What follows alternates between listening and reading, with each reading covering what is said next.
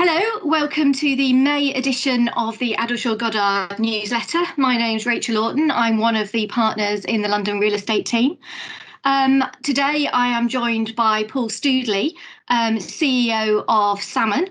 For those of you that don't know, Salmon are an award-winning investor, developer and asset manager in UK real estate. Since forming in 1989, you probably know them from their JV with NFU Mutual, Salmon Harvester, although over the years they've worked with a number of other family offices and well-known institutions. They have completed more than 60 development projects across a number of sectors, which I'm sure Paul is going to tell us a little bit about in a minute. And in 2019 completed an MBO where Anthony Harper and Paul took over from the long-standing shareholders. So welcome, Paul. And since taking over from the founding directors in 2019, particularly during such a turbulent time, how have you found it? Thanks, Rachel. It's been good. Nobody predicted the pandemic that we pretty much walked straight into, but we've been planning this for a while actually, and so we kind of calibrated the business to run on the knowns that we had at the time. We weren't expecting to do lots of new things in the immediate months afterwards, and so we were very fortunate in actual fact that yes, that there was a big change in front of us, but it didn't really change the way that we planned our business. So it didn't have as much of an impact as we thought it would have. Well, that's good to know. You're obviously very experienced. As I said, you've got more than 60 development projects under your belt. How are they spread regionally and across the various sectors? Do you have a strategy on where you're looking for next in terms of location? We try to predict which sectors are going to be the next big ticket. And over the years, we've pretty much worked our way through all of the sectors. We started off with industrial, and that's been a theme all the way through. But we've done out-of-town offices, we've done out-of-town retail, hotels, central London, pretty much everything. And as a consequence of that, geographically, we've spread ourselves across the UK to follow the sectors. And that really continues as our business strategy at the moment. So yeah, we've done pretty much everything, pretty much everywhere. You've touched on logistics. What are your predictions for the next hot sectors?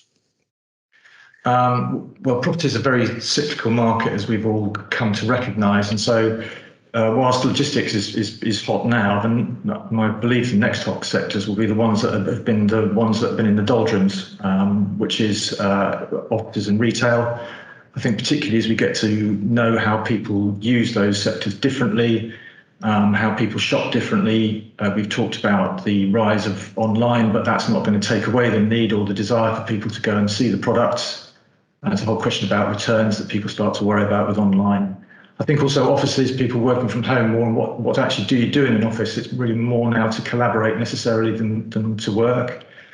But I think that quietly also, and as a slightly odd bedfellow for logistics, is that we've been working away in the later living sector, and we've built up a body of knowledge about that, and it's quite clear that there's a huge undersupply in terms of the demographic that we've got in the UK.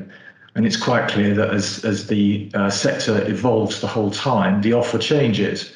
And so for us, whilst we don't openly promote it, because I think sometimes it confuses the picture, and of course it doesn't help me talking to you about it now, is that we do continue with that sector because we do see it being underrepresented in the property industry at the moment.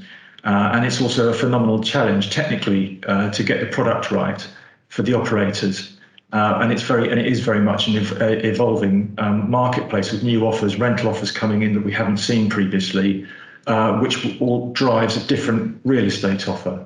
So for us, that continues to be a really hot sector simply because it's so undersupplied. And that's one of the key factors in determining what we look at. Is the supply side of it, and later living is a particularly interesting area because I don't see the supply side changing anytime soon. Well, you're preaching to the converted here, Paul. As many of you know, I'm passionate about later living, and I certainly think it's going to be one of the huge growth areas. But it's interesting to hear that Salmon are providing the one-stop shop. Not only are you providing senior living people with their home, you're also providing the silver surfers with all their data. Yes, I hadn't thought of it like that. It's very true. We can't avoid talking about the pandemic. Do you think it has simply sped up the existing things that were happening already, such as working from home, digital shopping? Have you seen that too? It's a question I anticipated, and it's a pretty difficult one in actual fact. It's very easy to say that things have sped up, and certainly things like digital shopping and working from home is much more prevalent. But really, we've only got a very short sample period over the pandemic to look at, and I think you will see a return to some of the sectors that have suffered over that period. But what it has done, I think, is it's made us much more agile and much more willing to find workarounds as a consequence of it. So yes, I think things have sped up. The extent to which they're going to sort of slow back again in some areas. I mean, I think if you walk around Regent Street at the moment, it's full of people carrying shopping bags, and everybody had kind of been doom and gloom predicting that wouldn't happen. And hey presto, people can get out again and off they go. So I think there is a long-term shift. The extent to which it's happened, I think we need to kind of reflect on maybe in another sort of 12 months' time. But it certainly has sped up a lot of the sectors. And of course, our focus at the moment being logistics has been a beneficiary of that, as people get everything sent to their home in a parcel instead of going up to the high street and buying it. And as I said, I can see people returning now, and it's going to be interesting to see to what extent that actually happens. You've touched on logistics as being one of your key area of focus. Is that and any other one of the new hot sectors that you predict for our audience in the future? I mean, I think property is notoriously cyclical, and logistics is white hot at the moment in terms of the yields that people are prepared to pay for upper net investments, and certainly trying to buy land at the moment is very difficult. It's a very crowded marketplace. There are a lot of very effective operators in it, and you need to use all of your nous to get any kind of commercial advantage. But I think because property is cyclical, the really interesting ones are the sectors that have been down in the doldrums, because they're not going to go away. So already we're seeing a lot of focus on offices, people understanding how offices are going to work going forwards. You touched on it with people working from home, with people not using an office necessarily 5 days a week, and what people expect from an office is slightly different. So there's a big challenge in that sector, and I think there'll be some really big winners for people who can get it right. And we all know that shopping has had to change as well. So again, the hot sectors are going to reflect the opportunity out there, and I think the shopping is definitely one of those. People have not given up, but they are doing it differently, and it's clear that some of the poorer offerings are going to suffer in the long run. So to me, the hot sectors are not what is going in front of you at the moment, but what's going to happen next, and that's I'm pretty sure that we'll see offices emerge very quickly. So you've got a wide audience, cross-section of people watching this. What are Salmon looking for next? What we're looking for next is what we're looking for now and what we've looked for before, and that is employment land, industrial land, logistics, data centres is an area that people are talking about. That is a sector that has seen a lot of focus as a consequence of the way that people have transitioned during the pandemic. Everybody relies on data, the storage or transmission of data. We're using one now to talk to you. And I've read it somewhere that they've been referred to as the silent pillar of the economy, and it's very true, actually, that as a sector it's been kind of under recognised, but I think that is changing. So the key for us is industrial land. So what we're looking for is industrial land or logistics land, employment land that can be used for that purpose. 1 acre upwards, Birmingham South, and the major regional cities north of Birmingham. It's pretty simple for us at the moment, and it's not going to change anytime soon. Well, AJ Network, if you have any of those, please do get in touch with either me or Paul, and I will connect you. We've talked a little bit about how the economy has changed and how the industry is changing.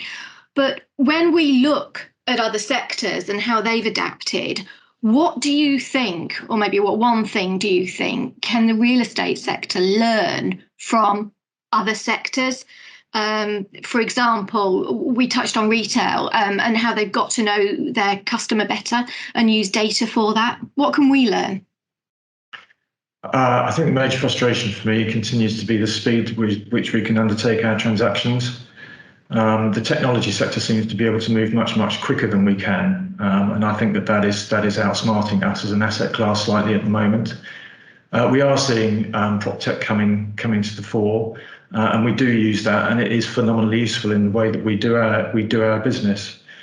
So I think for me, and I think generally speaking, what has happened, one of the big trends across the past 12 months has been speed. People have managed to do things quicker. And I think where you have been able to do something quicker, there's been a benefit, and we've seen the sort of the agility of the ability with the vaccine program actually to really step up a gear, and you can see the benefits of that. So I think for me, I would like to see things happening more quickly, and of course we can use technology to make that happen. Well, thank goodness we've got so many data centres, particularly as somebody who has done an awful lot of work that I never thought was possible working from home over the last 12 months. Although there are some other trends I think we're seeing in the industry. How is the changing focus on sustainability and ESG impacting on you? Are you seeing more interest in that area? I think it's probably top of the agenda at the moment, and it's certainly top of our agenda. I think investors are asking very searching questions when they're putting their money out these days, quite rightly, as to what the impact of that investment is likely to be.